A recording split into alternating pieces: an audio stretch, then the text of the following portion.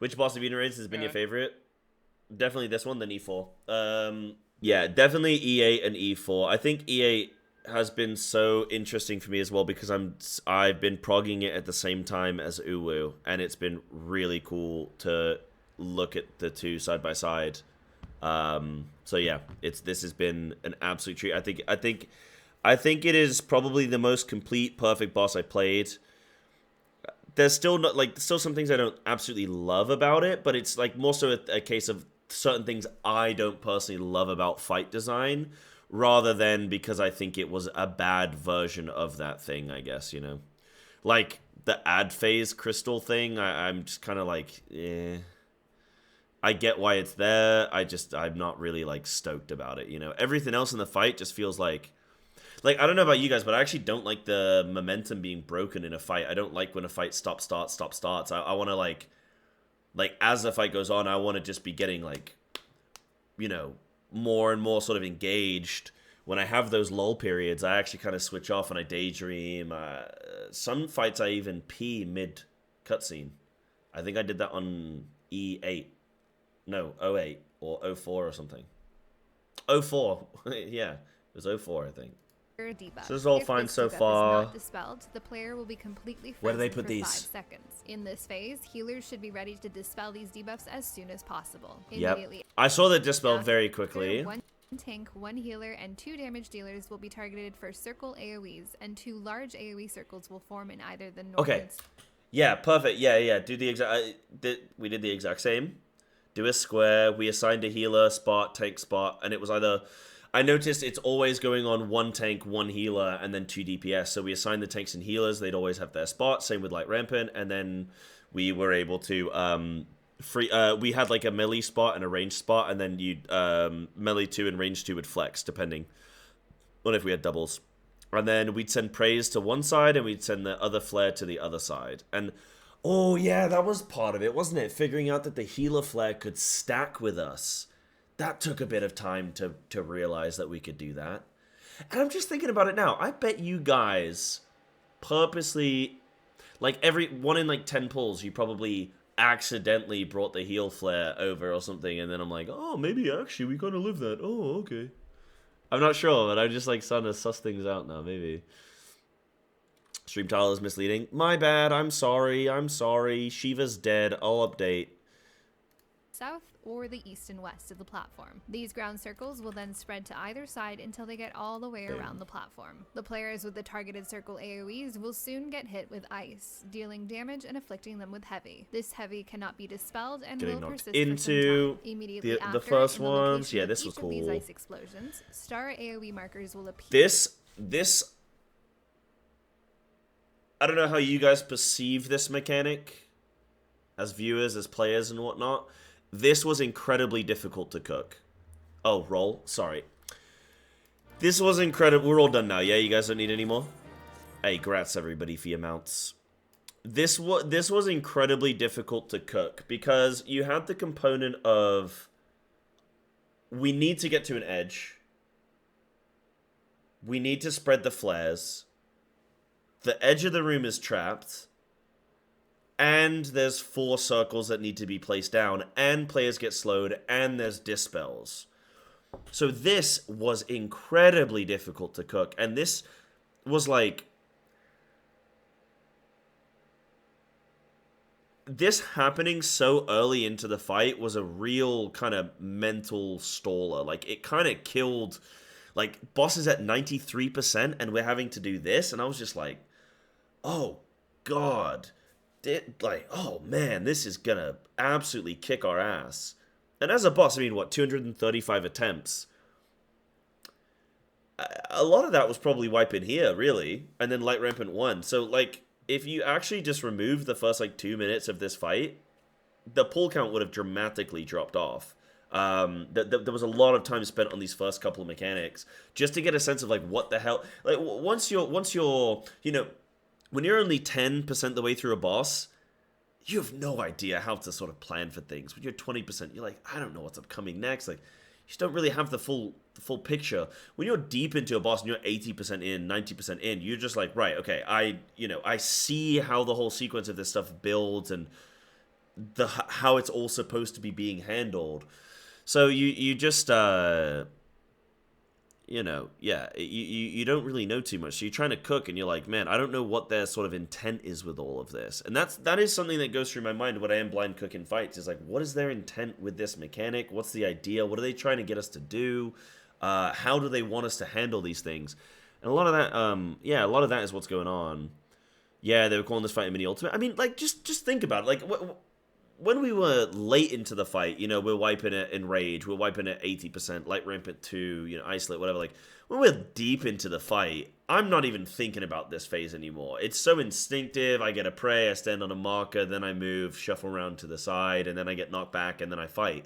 Like, the actual execution of this fight, of this mechanic, is so simple in comparison to cooking the whole thing.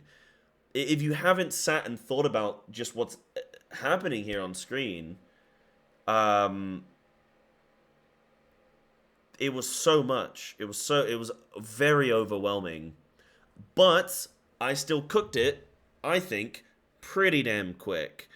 And I remember I was trying to cook it, and people were like, yes, what about the orange markers? Where are we putting those, dude? And I'm like, whoa, hold on.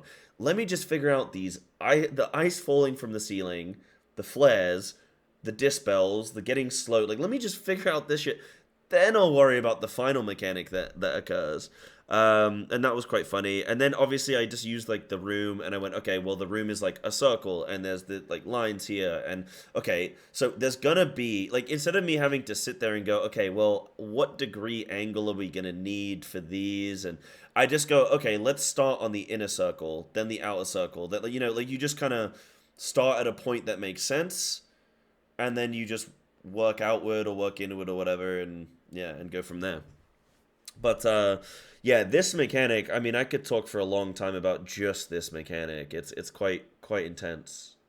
Yeah. Oh, it was E1S that you took the break in the cutscene. Oh, okay. E1S quick tinkle. Yeah, it was E1S, wasn't it?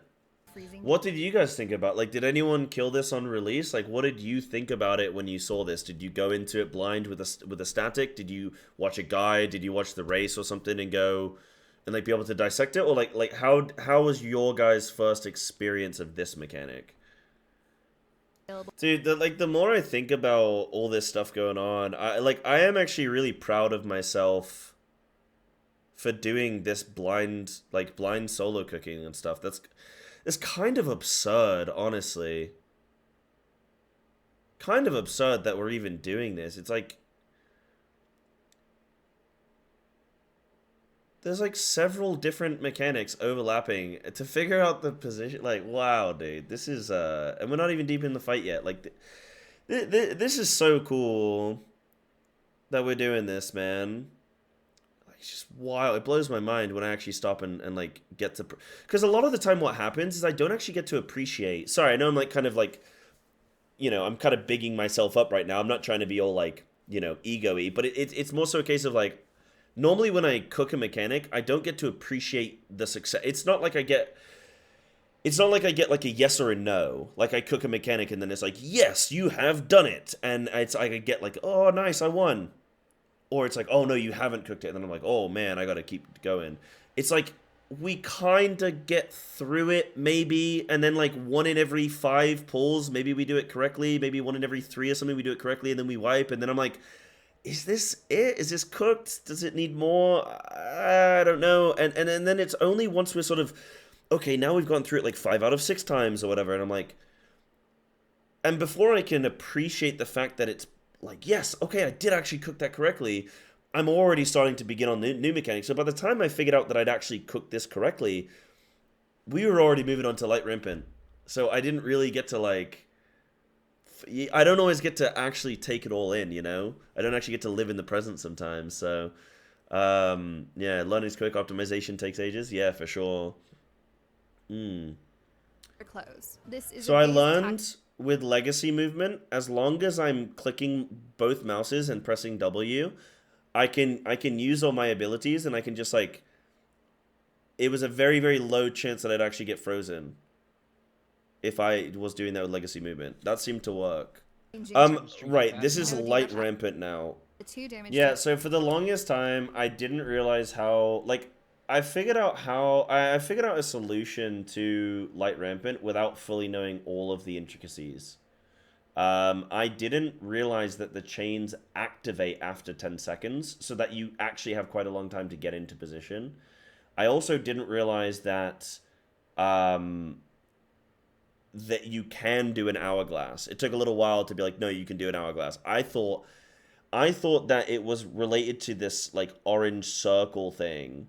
And you know, when they activate, it kind of becomes like a fuzzy line. I was like, oh no, they're gonna break, they're gonna break, they're gonna break. But no, that's just the animation for they're When they become real active. chains. Yeah. So, because the animation changes, and I just assumed that was like, obviously it happens after a certain length of time, so I assumed it was people getting like too far or too close. I was like, oh no, they're gonna break. And it took a little bit of time to go like, oh, it wasn't until icelet that I realized the activation element. And then also I wasn't aware of the baits for a long float time. between the southwest and southeast towers. If the chains form a square, the 2 damage dealers will know to swap position between the 2 southern towers. At the same time, the 4 unchained players will each become tethered to an orb. These orbs spawn at the cardinals. Each tethered player will immediately need to reposition themselves to The hard part as well with this was cooking it, and I'll be honest, I kind of just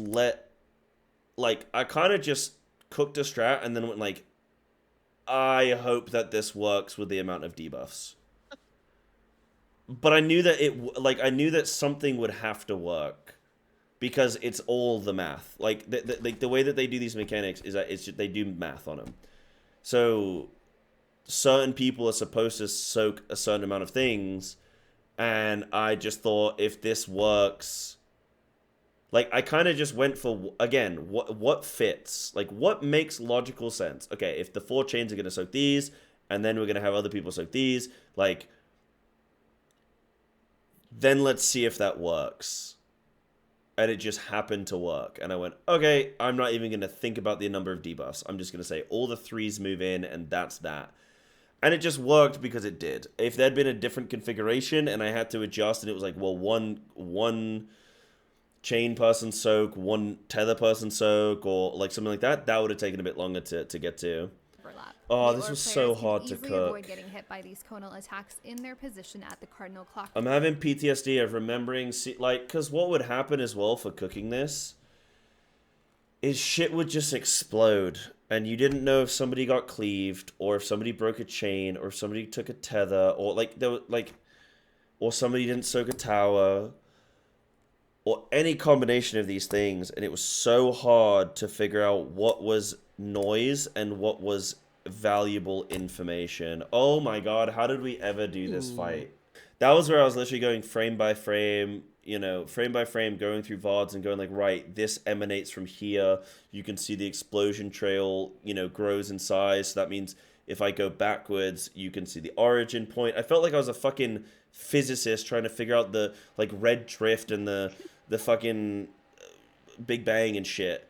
Like, oh man, it was intense. It was intense, but so fun. The most dangerous part of your strat for me was the risk of orb soaks overlapping if they got picked up a little early, but I thought it was pretty fine. Yeah, that was. Yes, but there was a way you could sort of drag your orb to the side a bit. Why do you know about red and blue shift? Because I. Oh, it's red shift, not red shift. You know what I'm fucking talking about. It's like you are not a physicist at all size smash. Yeah, my bad, sorry. It's because I'm thinking about drifting. These drifting orbs, man. Red shift, yeah. I said it and I knew I was wrong. This is when you know a fight is cursed. Listen to this description one more time. To handle this soak without disagreeing with any of their chains, the chained players will need to move into the direction of the player next to them that they are currently not tethered to. Until yeah, no, got it. Yeah, that's fine. The platform to avoid the reflected attacks from each mirror. At the same time, this was hard to get my head around with, figuring out scythe and axe and move in, move out, face, go behind the boss, go in front of the boss. There's so much of that on this boss, actually, if you think about it, and there's different ways that she does it. There's the silence later in the fight. Beginning of the fight, there's the drive forward. There's the biting back or whatever. Then there's scythe and axe. Then there's near the worm's lament. There's silence, twin silence, and something else. Then there's spiteful dance and emanating dance or something like. She does the same mechanic like 6 times, and they all have different names. And this was just like remember getting 8 minutes into a fight, and and bitter dance. Sorry, yeah. Like getting this late into a fight, 8 minutes in, and then you're like you die because you thought that embittered dance was spiteful, and then you're like, ugh, fuck. You know, it was just, yeah, there was a lot to sort of try and remember. Yeah, this fight really was a true test, honestly. I think, you know, I know I was messing around earlier about my DPS and stuff, but I think, honestly, I'm just happy to have killed the boss regardless of my damage. And then markers. seeing the fake circles and the real circles was quite quick. I figured that out quite quick. Can be tricky, and all players will need to pay attention to the orbs. The way I know Spiteful is move out is because Spiteful is an affix in World of Warcraft that summons mobs that hit you, so you want to be away from them in melee. So, it was, that's how I remembered Spiteful. And then I'd have to look and go, okay, it's not Spiteful, I stay in.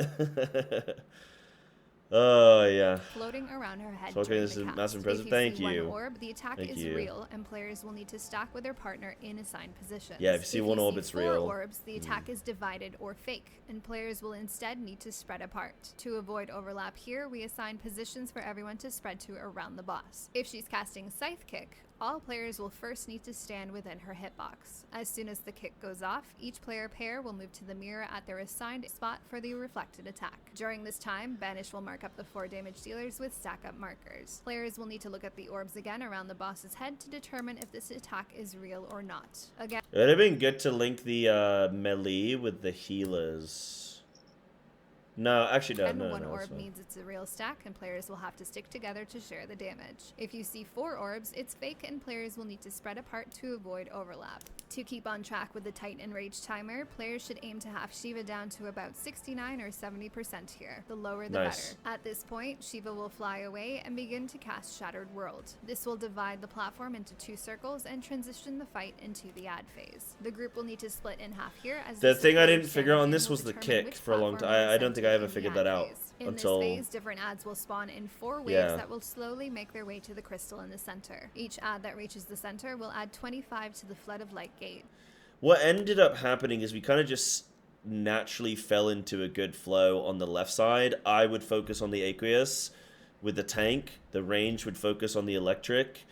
I knew I couldn't I kept dying to DPSing the electric and was like, okay, I can't do this anymore. So I just started ignoring them, going straight onto the aqueous. I would stun the second aqueous, tank would stun the first.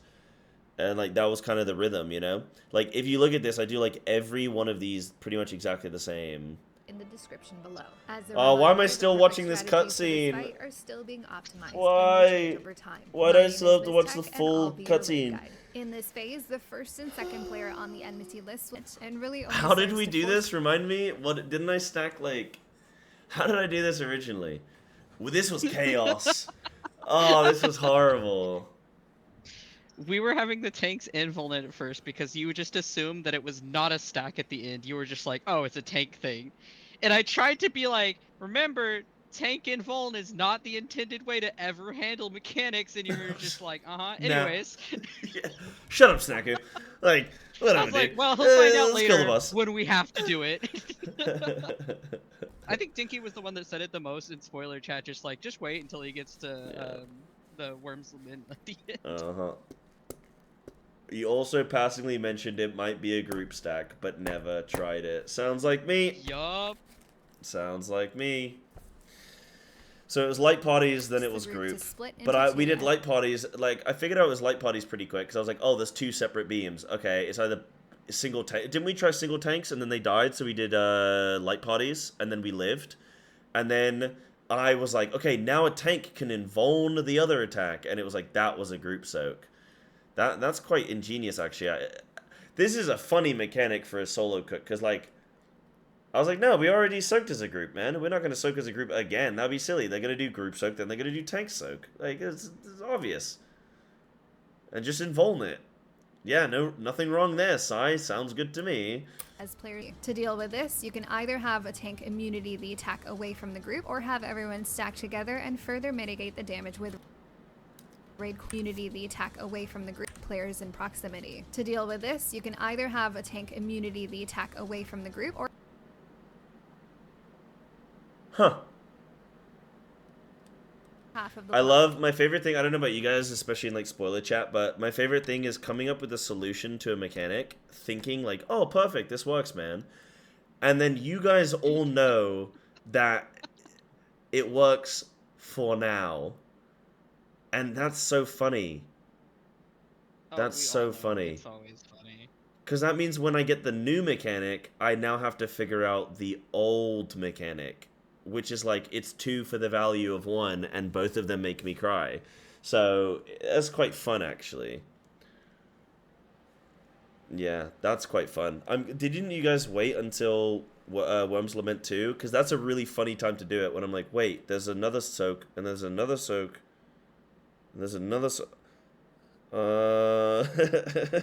We ran out of tanks, bro.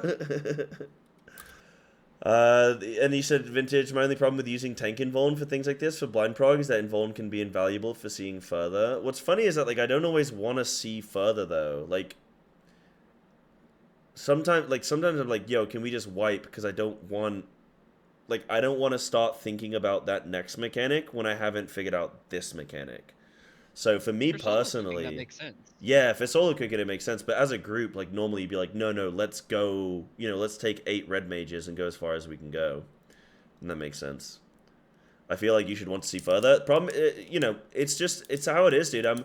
When you're solo cooking, there's too much information. There's too much information. Like, yeah, sometimes I'll be on a fight and there might be a mechanic that happens at like 70% on the boss and we're wiping at 40% and I'm still trying to figure out, like, there's this thing, man, like there's this niggly bit in my mind that, like, I'm not happy with this and I want that to be better.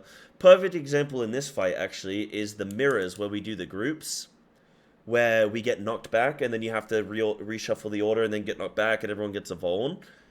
I was not happy with that cook for the longest time, but it would inconsistently cause problems. Like, sometimes it would just, yeah, that went smooth, and sometimes it would, one person would die, and I go, okay, there's something here that's not right, but we're gonna continue on with the fight because we just only one person died, so we just naturally go further and we just res them, and it's no big deal. But like, I still wasn't fully happy, so having lots of that, like, fragmented thoughts going on when you're solo cooking is so much. It's so much. But yeah, I'm trying to give you insight from my perspective of, like, what I'm going through, because you guys are probably interested in that, right? So it's a very fair point, and I fully agree. But like, like, if I wasn't blind cooking, I would for sure be like, yeah, let's just get more info. Let's just go deeper every time. Because this is especially a thing on, like, Uwu for me, is like, on Uwu, I'm not there. My approach currently is I am not trying to see the next mechanic. I am trying to kill the boss. So I have a similar approach when it comes to Uwu, where it's like, we are practicing waking Garuda, even though we have never woken Titan. We have now. Because eventually we're going to have to nail Garuda. So let's just get good at it now. And if we mess up, then we'll just continue and try and prog on Ifrit and try and get some data there, and then trying to get some data on Titan. And it's like, every pull can be valuable, but we can already start practicing for the kill, even though we're on, like, we're practicing for the kill on Garuda, even though we've not woken Titan. So that's what I'm currently doing, and I don't know if it's a strat that I'm going to be happy with, but it's something I'm going to reflect on when I finish Uwu. So that's going to be really cool. This is easily managed by moving directly. This was wild as well. Coming this late into the fight and then seeing this mechanic was wild. Because, like, it wasn't hot. Like, I solved it pretty quick. There were active mirrors, latent mirrors, and then red mirrors, right? So, like, and it was the flashbang. So I was like, right, okay, whatever the bosses are going to do, then we just have to follow that. But, oh, boy. Like, that's all this fight was. Just everything felt like a roadblock after roadblock after roadblock. It was just Shiva and looking towards where the Intense, blue mirror dude. used to be. At the same time, the boss will cast Holy, which will deal proximity-based damage from the center of the platform. Yes, This you knew if it attack was can fake. be I also fixed, and didn't know if players this will was fake or not for the longest time. dance. Yeah, And I'd love their to do a dance will fight. I'd love to do a fight one day where I watch a guide and then go and do the boss. Just for like one random boss where it's like not that critical, and I get to just see the experience of guide, boss, go, and just see how hard it would be. But maybe I'd do that by taking 8 players or 7 players who had never done the fight to make it more like realistic. Because if I took 7 players who know the fight and then I watch a guide, we would one-shot any boss, because it's just like, Oh yeah. you know, you guys wouldn't be sandbagging, so we just one-shot anything. Like, even if I died once or twice, it'd be like, oh, just res and we'll kill it anyway. So, yeah, there's definitely, like, I definitely want to eventually experience different kinds of fights. I like what I'm doing blind solo cook. I think eventually I want to try and do a guide fight. I want to do some casting for Savage and Ultimate. And I want to do an 8-man... Well, like, I want to do a fight blind, but where I'm not the only chef. And then that way, I'm like going to be able to test a bunch of different stuff and see what I enjoy the most. That's what I for sure want to try. So Dawn Trail Savage 2, I'll probably try one of those fights with a guide, and I'll try one of those fights with other people cooking, and see how it compares. And I can compare it to E8. Okay, here's icelet. Okay. Time, both tanks and 2 damage dealers will be afflicted with the freezing debuff. Healers will have to Asuna freezing off of the damage dealers, but leave the debuff on the 2 tanks. 4 single soak towers will spawn around the center, and all tanks and healers will be chained to one another. We assign the tanks to take the north and south towers, while the healers stand in the east and the west. Dude, I cooked icelet, man. I mean, I don't know why I'm saying this like this is news for me. We killed the boss already, but like, guys, I cooked icelet. This is a big day. This is a big day, man. At the same time, all damage dealers will You know be what I marked think with made the these circle difference for icelet? What's that? That's the only one where after raid, you sat down with all the information you had to just sit there and go through it. Yeah, I need to do more of that. That's I think the only one you did that for. Yeah. Because it was after we had ended raid for the night, we had people who had to leave, and you used the rest of the stream to just review the VODs, and you drew diagrams to like try to like figure out different things, and then you used like the rest of us who were still present to try to test like how the chains like worked and stuff to see if it would like if we could stretch them or not. You wanted to test that, and then you had like a clear idea of like certain stuff you wanted to test with the chains to double check the next day we came in. Yeah. Yeah. I do need to do more of that. I mean, there are certain mechanics where I don't need to go crazy overboard on, and they'll just come naturally. This is one of those mechanics where it's not really a case of like, oh, we'll just kind of... Let's just get there a few times, and we'll just know what to do. Like, this is... You go to a very specific location. Like, all 8 players are going to a specific spot. And that's it. So, yeah, this was definitely one that needed it. Stand in the east and the west. At the same time, all damage dealers will be marked with these circle markers and will soon drop the same starburst AoE markers from the first phase. These players will move to the outer circle and drop their AoE markers at their assigned intercardinal Dude, all I can think about is While this 7-sided happening, kick, the man. boss is casting Draconic Strike, which will knock back 6-sided all kick, players whatever. from the center. Each damage dealer will need to immediately Like, I move could back kick close right to the now. boss before this knockback, or they will die. Since dropping off their markers afflict them with heavy, I would highly recommend using gap closers or sprint to get back in time. Right before the knockback occurs, 2 single soak towers will spawn on the far east and west edges of the platform. The tanks will also succumb to their freezing debuff at this time and be frozen into ice blocks during the knockback, rendering them immune to it. The 2 healers will need to position themselves to be knocked to the east and west to satisfy the requirement. This didn't feel like it was going to make any sense. And a lot of it was because of Light Rampant 1. I thought that the chains were way more volatile in breaking. Like, I thought they were way less sort of sturdy. I was like, there's no way we're going to go that distance. It's going to be too far. I remember opening up raid plans for this and trying to draw out the angle. In fact, I think I've got it. Yeah, I've still got it. Like, I remember trying to draw out, like, the lines and get the angles and trying to see, like, how this, like, whether it might work. This was really fun. I do love doing this. It's very, very fun. Soak Tower will spawn directly in the For middle, both and the boss tanks. will cast Banish. I was marking up a afraid tank for with a this step-up one. marker. The 2 tanks will move into the 2-person tower Because and it seemed like soak tanks At were the same dying time, even they'll with need to pay this. attention to the boss's head orbs and What it determine was if a the myth Banish thing. attack is real or not. If it's real, they'll remain stacked together in the middle. If it's fake, they'll need to spread apart after soaking the tower. Immediately after, a 4-person and then I'm north getting and south quicker will at begin identifying when things are targeting like tanks and healers. If it's like, okay, this is both tanks, both heal, or like one tank, one healer, X DPS, whatever. Like I think I'm getting a lot quicker at like debuff stuff. And oh yeah, actually thinking about that, like the journey I've come on, debuff stuff is so much easier for me to recognize now compared to when I first started playing this game. Like remember in Alexander when I would look at debuffs and I'd have a meltdown. I can't do Every it. time. I just be like, I can't do it. I can't do it. I saw E8 and I was like, nope. I don't know. There's Nissies. There's a tornado over there. I don't know. in this mini phase, simplifying the order of each cleanse. During this time, the boss will cast. This was Oxmorn really on the fun 2 to cook, tanks. and it's weird because it's so late into the fight. You would think that this was like sucked, but it was really fun. It was at this point in the fight, chat. 14% left on the boss. It was at this point that I realized that like what Akmorn and Mornifar really do, as we were discussing earlier in the stream. Like it wasn't until here that I then correctly figured out the group soak thing, but it was the logical explanation. As soon as it was like, right, we do light parties, and it's not a tank soak. Okay, it's a group soak.